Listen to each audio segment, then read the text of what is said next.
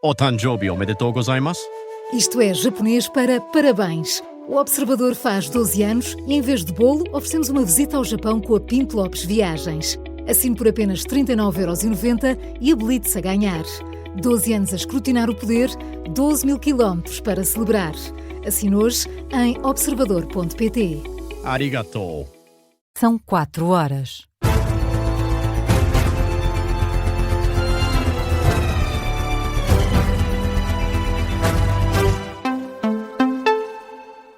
Muito boa noite, eu sou o Ricardo Lopes, são 4 da manhã, hora de atualizar toda a informação aqui na Rádio Observador e começamos com política nacional. Alexandra Leitão garante que, se fosse arguída na operação emergente, suspenderia o mandato de vereadora na Câmara Municipal de Lisboa.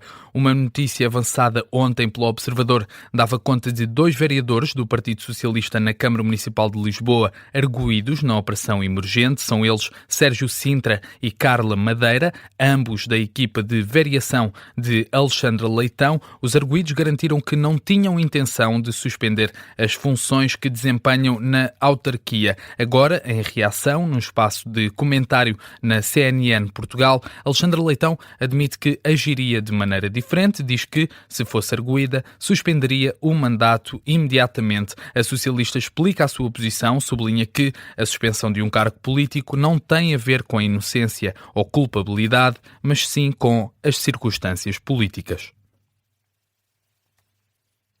Morreu o antigo ministro do PSD, Carlos Brito, tinha 90 anos. O PSD anunciou esta noite o falecimento em comunicado. O antigo dirigente social-democrata foi ministro da Defesa no segundo governo liderado por Cavaco Silva. Desempenhou também funções como governador civil e vereador da Câmara Municipal do Porto. O partido lembra o percurso de Carlos Brito, destaca as funções relevantes tanto na administração pública, mas também na vida política nacional, bem como no poder local.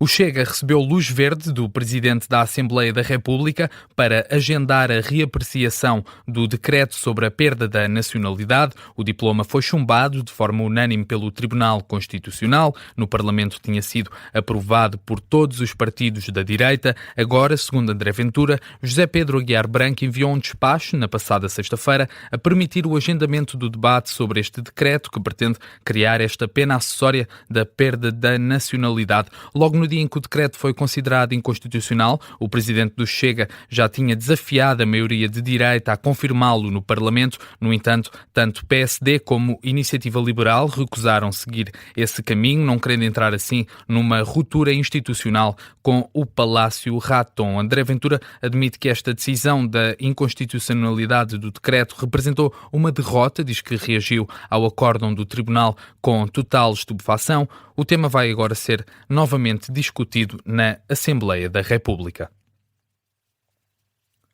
Os partidos continuam a reagir à prestação social única proposta pelo Governo. Desta vez, o secretário-geral do PCP acusou o Executivo de querer apertar a vida dos mais pobres. O Governo aprovou em Conselho de Ministros, na passada sexta-feira, um novo sistema de atribuição de prestações sociais, a Prestação Social Única, que pretende agregar 13 apoios sociais não contributivos que eram pagos até então de forma individual. Está também previsto na proposta que os beneficiários tenham de fazer até 15 horas de trabalho social por semana. Ora, Paulo Raimundo critica este modelo e acusa o Governo de falta de coragem para enfrentar os mais poderosos.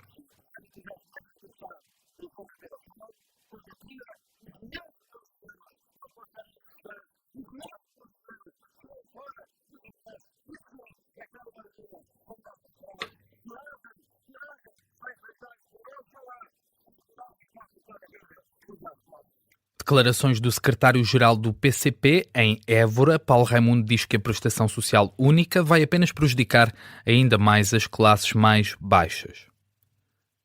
Na saúde, o infecciologista Fernando Maltês garante que as novas diretrizes da DGS para o vírus ébola são normais e servem apenas de prevenção. A DGS atualizou hoje os procedimentos hospitalares para casos suspeitos de ébola, indicou hospitais de referência para possíveis casos do vírus, Corri Cabral e Dona Estefânia em Lisboa, e no Porto, o Hospital de São João. À Rádio Observador, o infecciologista Fernando Maltês diz que esta nota publicada este domingo pela DGS serve também para haver uma maior preparação dos hospitais. O alerta tem fundamentalmente o objetivo de estes centros estarem preparados no que diz respeito a recursos humanos, no que diz respeito a recursos técnicos, a fazerem treinos na utilização de equipamentos de proteção individual. Estamos a lidar com uma doença para a qual não existe terapêutica eficaz, para a qual não existe uma vacina eficaz e, portanto, temos que tomar medidas de suporte e medidas de isolamento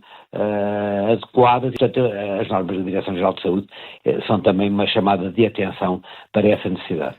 Fernando Maltês descarta também a possibilidade do ébola se tornar numa pandemia. O risco de uma pandemia à escala global, a pandemia é sempre uma coisa à escala global, é mínimo. O risco de chegarem cá casos, eu diria que até é muito pequeno, mas de facto isto obriga a que nós estejamos também preparados nos nossos locais de trabalho e nos nossos países, a termos a preparação necessária para a eventualidade de virmos a receber algum caso. Explicações do infecciologista Fernando Maltês, ouvido aqui na Rádio Observador.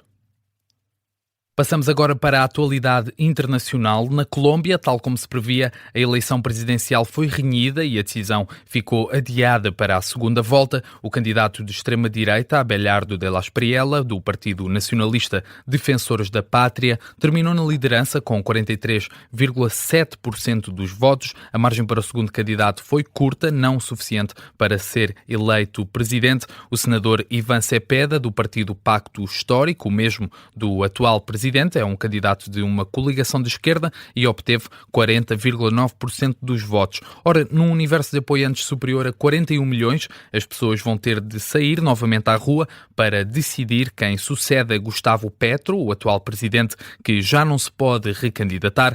A segunda volta já tem data, está agendada para o dia 21 deste mês. Estas eleições presidenciais na Colômbia são consideradas as mais violentas dos últimos anos, ocorrem num período de grande tensão, marcado pelo aumento da insegurança e violência em vários pontos do país. No Médio Oriente, o ministro dos Negócios Estrangeiros do Irão diz que até as negociações estarem concluídas, tudo o resto é especulação. Afirmações do ministro à agência de notícias iraniana IRNA, diz o ministro dos Negócios Estrangeiros iraniano que o diálogo e as trocas de mensagem entre os países estão de facto a acontecer. Explica, no entanto, que ainda não é possível julgar nada até que se chegue a uma conclusão clara. Diz que por agora a especulação criada não deve ser levada de forma séria. Relembrar que Donald Trump disse este domingo que um acordo estava cada vez mais perto. No desporto, os jogadores do PSG foram recebidos nos Campos Elíseos pelo presidente Emmanuel Macron. Apesar da vitória da equipa de Paris, a noite de sábado foi uma noite de muitos desacatos em França, um tema que foi abordado de imediato por Emmanuel Macron no seu discurso na cerimónia. O chefe de Estado francês agradece às forças de segurança, promete ter mão pesada com quem desencadeou os tumultos e reitera que está farto destes episódios de violência que são já recorrentes na capital francesa. Isto não é futebol, não é o desporto. Por isso quero agradecer aos nossos polícias e aos guardas nacionais. Seremos intransigentes com quem provocou estes desacatos. Não queremos voltar a ver isto. Acabou. Estamos fartos.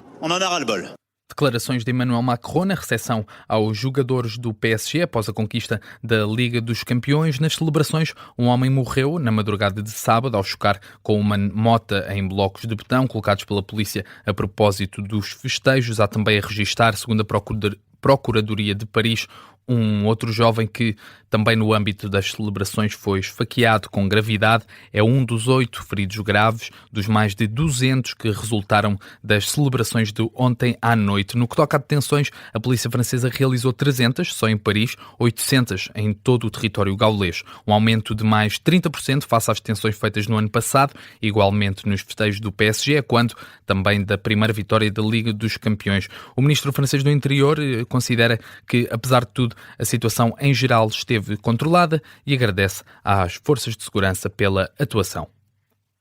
Notícia de fecho deste jornal das 4 da manhã. A informação regressa já a seguir às 4h30 com a síntese de notícias. Mantenha-se por esse lado.